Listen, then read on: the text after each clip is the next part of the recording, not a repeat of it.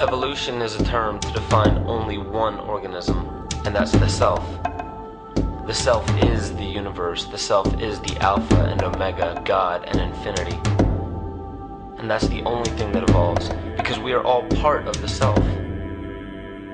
Nothing goes through an evolutionary process alone, or without direct benefit to the whole. So when you begin to think that there's this controlling elite, this controlling hand behind the curtains leading the planet to destruction, when you think the end is near, the apocalypse, Armageddon, and when you think we as a species are doomed, it is not they, it is you that brought this about. And for a very good reason. You are evolving. Stop blaming everybody and everything else. Quit panicking about global tyranny and natural disaster and pay attention.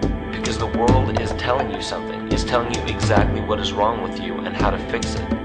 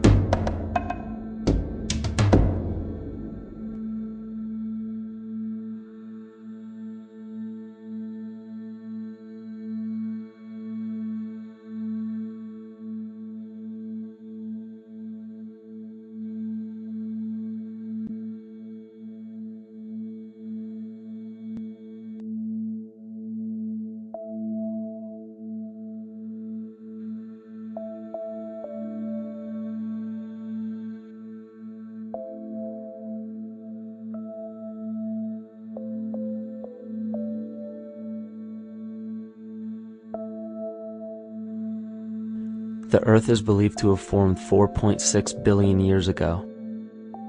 Within the first 150 million years, it began cooling and releasing gases from the lithosphere, which created the earliest forms of the Earth's atmosphere.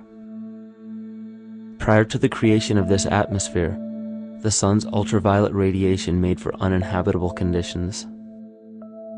But as the Earth cooled further, water condensed in the atmosphere, and oxygen accumulated, making way for organic compounds. This spawned single-celled organisms, and then plant life. And down through time, the evolutionary chain continued. And then we arrive at a species that does not seem to fit as well as the rest. Homo sapiens' gestation period of 9 months mimics the 3.8 billion year evolution of all life on Earth. The human embryo repeats the evolution of all species. When the sperm and egg unite, this new creation is a single-celled organism. Within hours, this single cell divides and multiplies more rapidly than any other species. 4 weeks later, the embryo begins to develop gills mimicking aquatic life. A few weeks later, it develops lungs and a tail with reptilian appearance. From there, a mammal is recognizable, and then onto a primate form. It then sheds its laguna, which is the embryonic fur, and at last shows the characteristics of a human child. The human body is a community of approximately 50 trillion cells.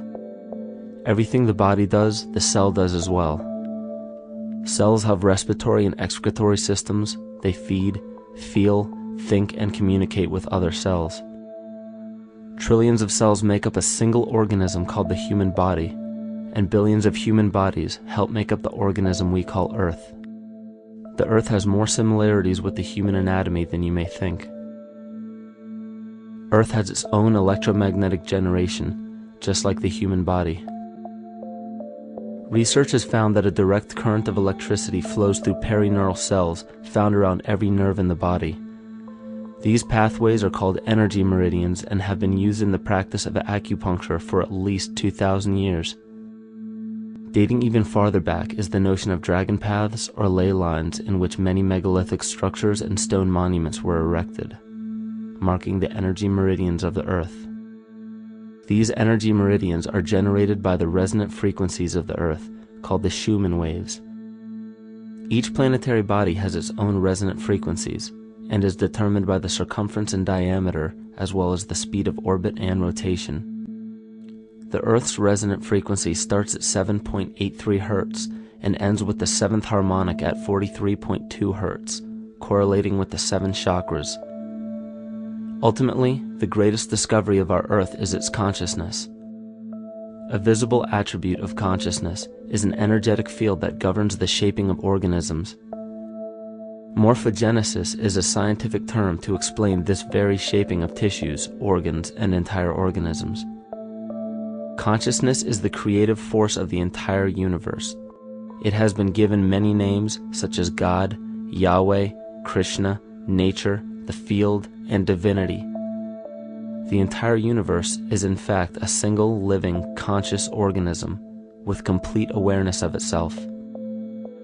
The reason why it may seem difficult to comprehend this is because our understanding is typically limited by our language. When we hear the term conscious organism, we tend to anthropomorphize its definition. By giving it human qualities, we mistakenly look past what an organism truly is in the first place.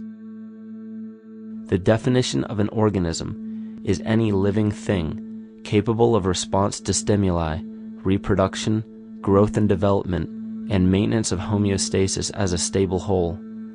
Our universe does all of these things. The consciousness of our universe is responsible for the form and purpose that all matter assumes. The Earth's resonant frequencies are a result of its form. These frequencies are responsible for biological rhythms, such as menstrual and circadian cycles, as well as behavioral and emotional patterns. The frequencies are then picked up by the flora and fauna, which are biological instruments that respond to the wave patterns. The wave patterns resonate in the cranial structure of our head and converge in the center of our brain, which is where we find the pineal gland. The pineal gland is believed in many cultures to be the spiritual third eye responsible for intuition. Descartes called it the seat of the soul where mind and body meet. Each individual cell in our body receives an electromagnetic impulse from our central nervous system. They receive the very same impulse that was disseminated to every biological instrument from the earth. An explanation of our conscious universe has been attempted by religion, science, and philosophy. The neglect of biological nature from any organism causes illness. A divorce from nature, exile from Eden, confounding of tongues. They are all symptoms, not of a biblical God or deity, but the true self. The greatest and only threat to ourselves is a loss of self, the death of our divinity. As we barrel through history with oceans of information, yet barely a drop of wisdom, we have to understand how we lost ourself.